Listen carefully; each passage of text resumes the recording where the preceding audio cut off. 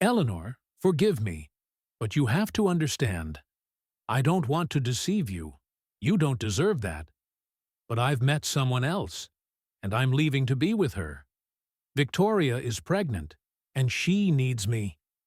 Julian's confession ripped open a chasm beneath Eleanor's feet, and she felt she was about to tumble into it. "Julian," she pleaded, looking up at him, "please, don't go. Don't leave me. You know I don't just love you. I'm sick with love for you." "Julian, I'll do anything for you. I'll give my life. Just don't go. Don't go. I can't live without you." Julian caught his wife as she collapsed into his arms, holding her close, trying to soothe her as she sobbed hysterically, unable to cope with the overwhelming despair. He held her and thought he hadn't even imagined how deep her love for him was.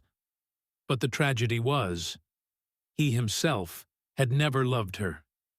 Eleanor was raised in the home of her grandmother and grandfather from her earliest days. She never knew her father. Her mother died in childbirth, never revealing the secret of her birth. Her Nana and Grandpa became the dearest people in the world to the girl. Of course, raising their granddaughter was not easy for them. They barely had money for anything, especially since their pensions were so meager. Eleanor grew into a surprisingly bright and spirited girl, and she also astonished everyone with a kind of non-village refined beauty. She was like an orchid among cornflowers and daisies. Even her poor clothes looked incredibly becoming on her. One day, guests arrived at the house of Eleanor's wealthy neighbors, bringing their 14-year-old son with them. 8-year-old Eleanor, the moment she saw him, understood immediately. This was the prince she had read about in magical fairy tales. The boy's dark locks fell beautifully over his shoulders, and his eyes were darker than night. It was love at first sight, a naive, girlish love that plunged a sharp needle into the poor girl's heart. For several days, Eleanor stood with her face pressed against the fence, trying to see what her prince was doing. Finally, she couldn't take it anymore and walked outside. The girl swung sadly on the swing, thinking that he would soon leave, and perhaps she would never see him again. Suddenly, someone approached and stood next to her. "Hi, my name is Julian. Tell me, do you have a river around here? Can you tell me where?" Eleanor nodded excitedly. For 2 weeks, she was inseparable from Julian. They swam together, sunbathed together, and in the evenings, Julian gave her rides on his bicycle. But the day came when Julian left. A few years later, tragedy struck. Eleanor's grandmother and grandfather died one after the other, and she was sent to an orphanage where she remained until she came of age. Then came medical school in the girl's life, and now she was a nurse in the regional hospital, kind, caring, and attentive to every patient. Boys swarmed around Eleanor, promising her the moon, but she only laughed at them, because not a single one resembled her dear Julian. "Of course it's foolish, and I understand that perfectly myself," Eleanor told her friend. "But I can't help it. Do you even realize you might never meet him? That he might be married, or even a failure? You don't love him. You love your childhood dream. It's time to grow up. I know, Chloe. I know everything. But this is my silly fate." But one day, fate took pity on Eleanor. When a severely injured patient, a victim of a motorcycle accident, was brought into the hospital, she was performing her duties and nearly dropped the IV. Lying before her was Julian, an adult, a mature man, but still the same familiar, beloved person. Eleanor did not leave his side, trying to alleviate his suffering and help him cope with the pain. She became his pillar and gazed at her beloved for long periods, rejoicing that now, so helpless, he belonged to her, and only to her. A few days later, when Julian regained consciousness, could hear and speak, Eleanor leaned over him and smiled. "Well, Julian, where are your wonderful soft curls now? Are we acquainted?" "We are." The girl sighed and stroked his cheek. "You've just forgotten me, but I remember you. I'm Eleanor. You came to our village. We walked together, went to the river.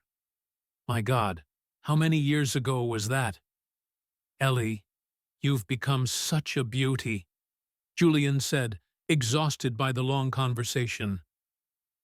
Julian got better every day, and they talked for long periods, especially in the evenings.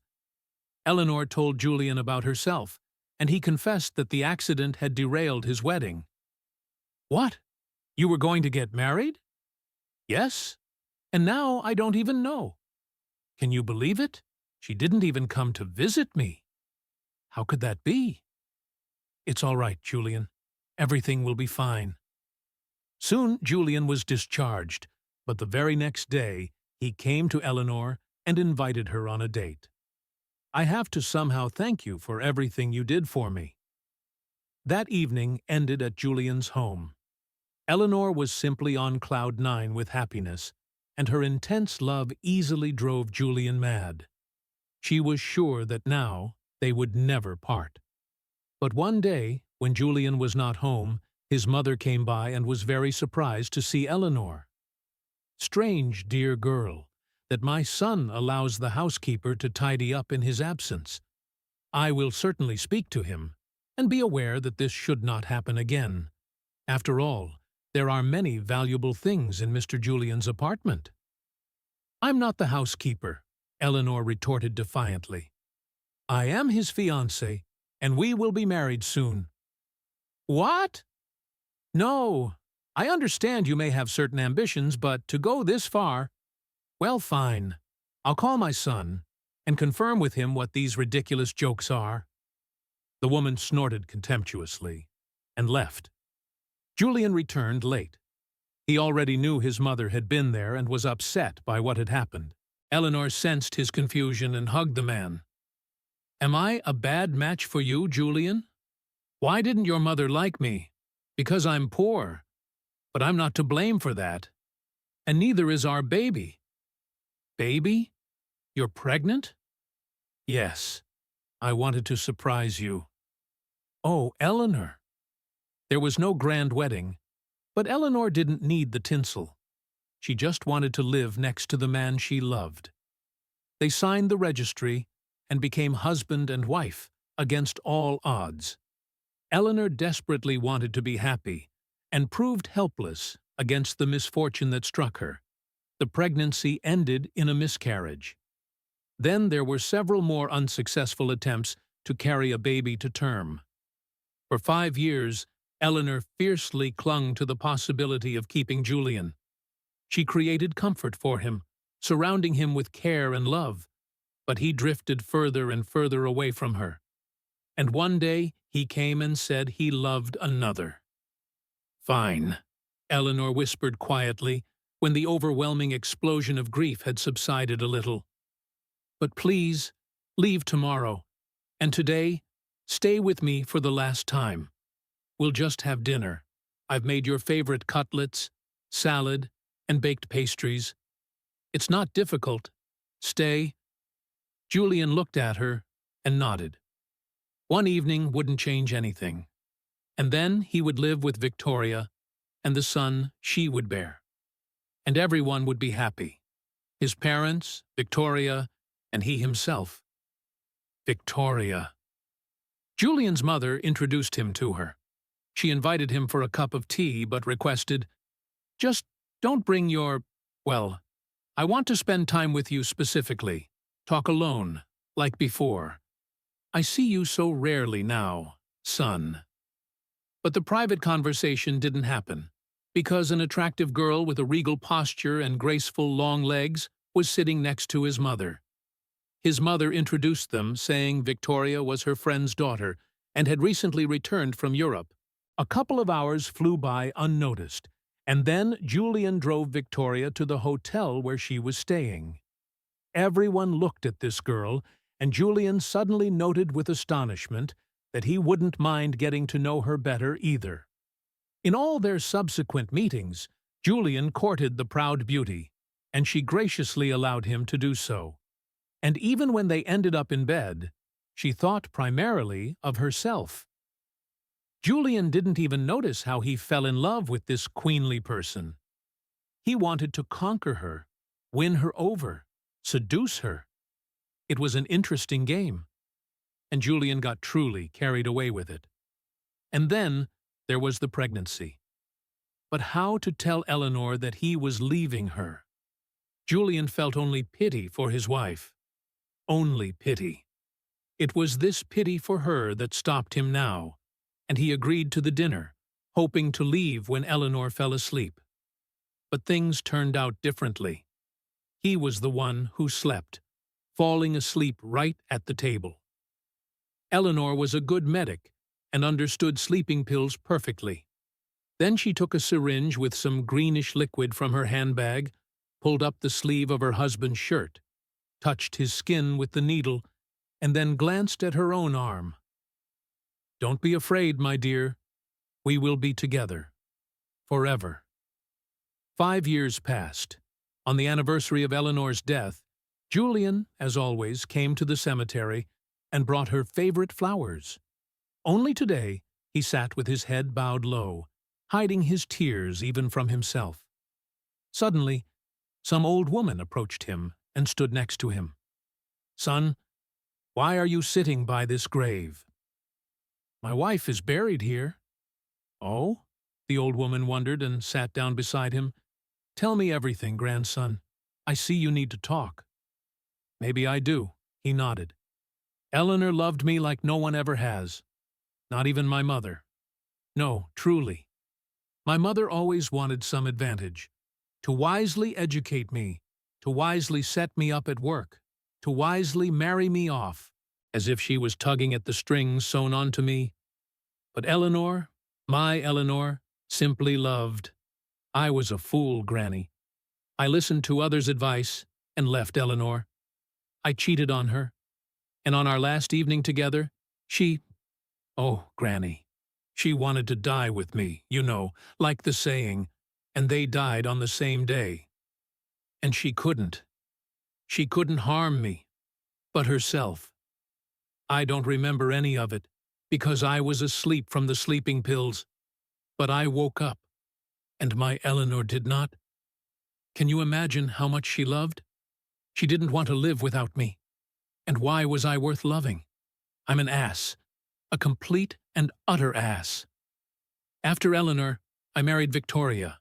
She was expecting my child. Granny. Victoria gave birth to a mulatto boy. Can you imagine? You should have seen my mother's face. And the funniest thing is that she, Victoria, insisted I be present at the birth. So there could be no mistake. Afterwards, Victoria confessed that she had been living in Europe with some Henri, and he had come for her in Russia. She was sleeping with both of us at the same time. Oh, Granny, forgive me for telling you all this, but I've made up my mind. I'm seeing you for the first and last time. You can't stop me. And now I'll say goodbye to Eleanor and leave. And we'll meet up with her today. I've tried to live without her all these years, and couldn't. Son, you've told me a very sad story, but tell me, why do you think this is your Eleanor's grave? It's her village, and this grave appeared right after her death. And who told you she died? My mother. She saw. I see. Now listen to what I have to tell you. This is the grave of my sister, Antonina, and you can believe me on that. And another thing, 5 years ago, a nurse came to our local clinic. Little Ellie. She's so smart. The whole village can't praise her enough. So, for the first while, until they allocated her housing, she lived with me, and she told me she loved her husband so much that she decided on something terrible. But she couldn't do it. But she wasn't afraid to die herself because of him. And at that very moment, her hospital colleague came for some keys. Well, she stopped her. She took Eleanor home with her, and she called an ambulance for her husband. A few days later, Eleanor came to, stopped sobbing, quit her job, and came here to the village. "Mrs. Peterson," she said, "I did die that day, and then I resurrected, because I realized I was pregnant. She has such a funny little boy running around, you know.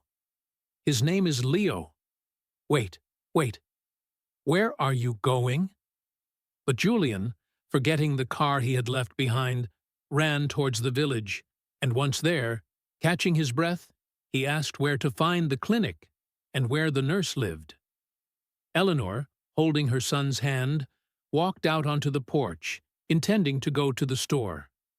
Suddenly, the gate swung open, and at the same moment, a disheveled, breathless man fell to his knees before her.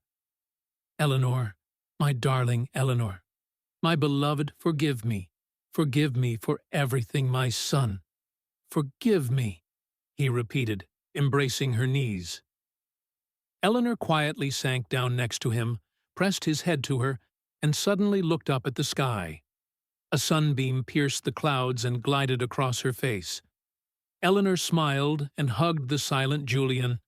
She was right. Her love had won, and now no one could separate them.